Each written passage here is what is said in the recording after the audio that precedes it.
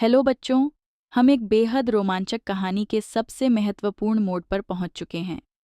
पिछले हिस्सों में हमने देखा कि इंचकेप रॉक पर लगी चेतावनी बेल किस तरह से कई जहाज़ों की रक्षा करती थी और कैसे सर राल्फ द्रोवर ने अपने लालच और शैतानी विचारों के चलते इस बेल को काट दिया। उसने यह सोचा ही नहीं कि इस बेल को हटाने से आने वाले समय में कितनी बड़ी समस्या खड़ी हो सकती है। अब इस चौथे भाग में आज हम देखेंगे कि अपने इस बुरे काम के बाद सर राल्फ कहाँ गया और आगे उसकी क्या स्थिति हुई। क्या उसके गलत इरादे उसे मुसीबत में डालेंगे? आपको क्या लगता है? अपने विचार कमेंट में लिखिए। तो चलिए जानते हैं इस दिलचस्प और शिक्षाप्रद कविता के चौथे भाग में आगे क्या होता है। अब हम कविता की कुछ पंक्तियां पढ़ते हैं और उनका गहराई से अर्थ समझते हैं। Down sunk the bell with a gurgling sound. The bubbles rose and burst around. Quoth Sir Ralph, the next who comes to the rock won't bless the abbot of Aberbrothok. Students, अब देखेंगे line by line explanations. Down sunk the bell with एक gurgling sound. इसका अर्थ है कि bell पानी में डूब गई और उसमें से एक गड़गड़ाहट जैसी आवाज आई। बच्चों, जब कोई वस्तु समुद्र में डूबती है तो उसके चारों ओर बुलबुले उठते हैं। यहाँ कवि ने यह दिखाया है कि कैसे बेल पानी में डूब गई और चेतावनी का अंतिम संकेत भी समाप्त हो गया। The bubbles rose and burst around. इसका अर्थ है कि पानी के बुलबुले ऊपर उठे और फिर फूट गए। यह दृश्य दर्शाता है कि बेल अब समुद्र में गायब हो चुकी है और अब वहां किसी को चेतावनी देने वाला कोई नहीं है। Quoth Sir Ralph, the next who comes to the rock won't bless the abbot of Aberbrothock. Quoth sir Ralph कहता है कि अगला जो इस चट्टान के पास आएगा वह एबॉट को आशीर्वाद नहीं देगा। बच्चों, यह पंक्ति सर राल्फ की शैतानी सोच को दर्शाती है। वह खुश है कि अब एबॉट की बेल वहां नहीं है जो जहाज़ों को खतरे से बचा सके। स्टूडेंट्स, क्या आपको लगता है कि सर राल्फ का यह काम सही था? क्या यह दूसरों को मुश्किल में डालने का प्रयास नहीं है? अब कविता की अगली पंक्तियों में हम देखेंगे कि सर राल्फ बेल को काटने के बाद कहाँ गया और उसने कैसे अपनी बुराइयों के बल पर खुद को अमीर बनाया। Sir Ralph the rover sailed away, he scoured the seas for many a day, and now grown rich with plundered store, he steers his course for Scotland's shore. बच्चों, आइए अब देखते हैं पंक्तियों का लाइन बाय लाइन विश्लेषण।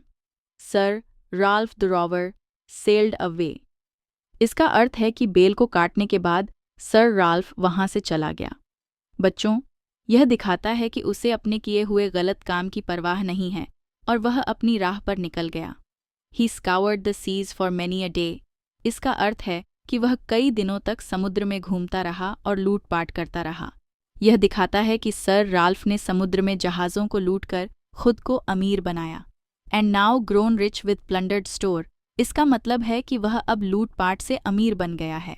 बच्चों, उसने चोरी और गलत तरीकों से खूब सारा पैसा कमाया है, लेकिन यह सब गलत कामों का नतीजा है और इस पर जल्द ही उसका बुरा अंजाम देखने को मिलेगा।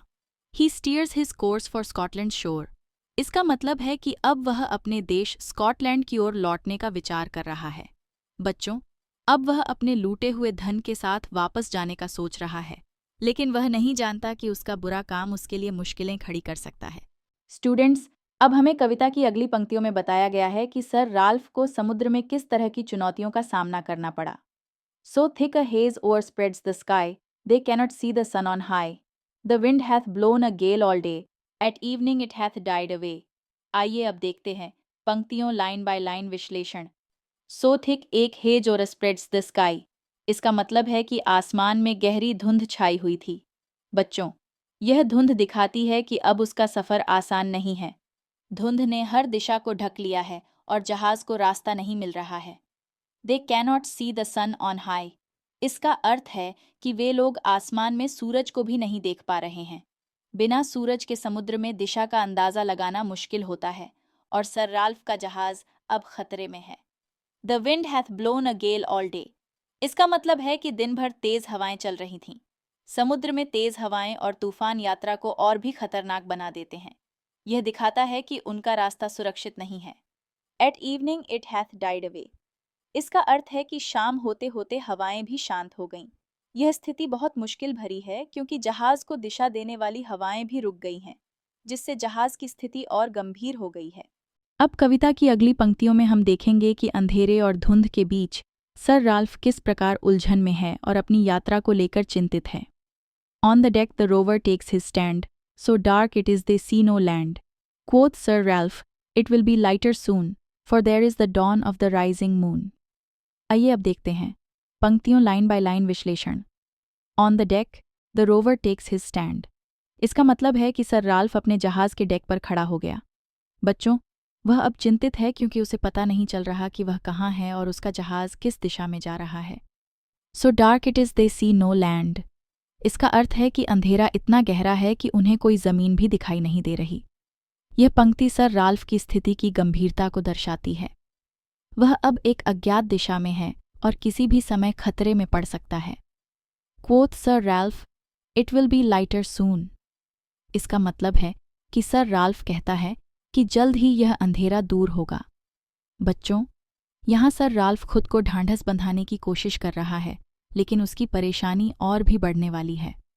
For there is the dawn of the rising moon, वह कहता है कि चांदनी जल्द ही उगने वाली है और उजाला हो जाएगा। बच्चों, सर राल्फ की यह उम्मीद उसके लिए एक भ्रम है, क्योंकि उसके इस बुरे सफ़र का अंजाम अच्छा नहीं होने वाला है।